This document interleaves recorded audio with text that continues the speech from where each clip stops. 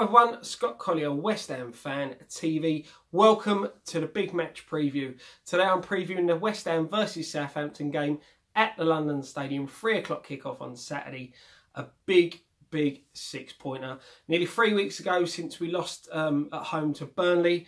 Obviously since then we had the lads went away to Miami to sort of recuperate a bit of warm weather training. Some of the boys went away on international duty. The others had a run out against Dagenham and Redbridge. Good confidence boost there for Antonio bagging 2. Hugo getting his first goal for the club. Obviously away on international duty. Arnautovic, Lanzini getting the goals for Austria, getting some goals for Austria and Argentina. So, you know, bit of confidence. Players have got got away from all the pressures of the game. Obviously, Declan Rice getting his first full cap for Republic of Ireland. I'm quite sure he got named man of the match in that one. So, you know, that's a big confidence boost for him there as well. So, hopefully, being away from it all, different scenery, different training methods, could be the boost that we're looking for in coming into this game. As I said, we do need to bounce back after the 3-0 defeat to Burnley the other week. You know, we played well first half, created a few chances. We need to be more clinical in front of goal. You know, we need to make the possession count, the chances count. This game is a must-win. You know, when you look at the running that we have, you've got to be looking at saying this is probably one of the easier fixtures. But as we know, there isn't an easy game in the Premier League anymore. You know, we're on a poor run of form at the moment. 1 win in our last 8 games, letting in 11 goals in our last 3 fixtures. You know, or you could say the Burnley game, after we went 1-0 down, the things that went on with the fans going on the pitch. You know, for me, once that happened, we were never going to get back into that game. You know, the players lost their heads, their minds were on different things, and I think, you know, that sort of helped in the fact of Burnley going on to the next 2 goals. Or getting the next 2 goals after the first, obviously.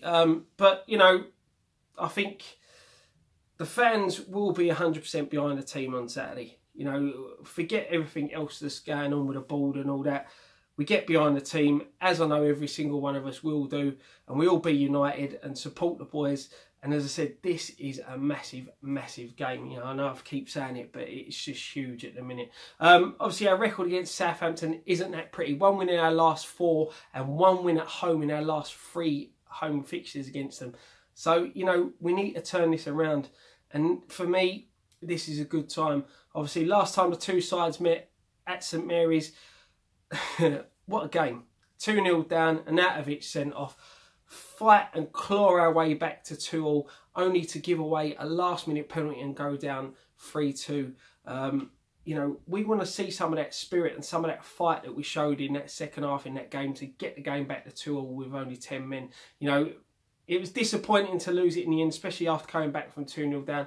But that's the sort of performance we need. You know, a hard-working, gritty, dirty performance to go out there and get the 3 points against a side who we are in a relegation battle with. You know, if we lose to Southampton, we drop into that bottom 3, and it's not a place we want to be with games against Manchester United, Manchester City, Arsenal and Chelsea coming up. You know, we need to be looking and to win this one. Southampton obviously got a new boss in Mark Hughes. Got his first win away to Wigan in the FA Cup. You know, something that we couldn't do.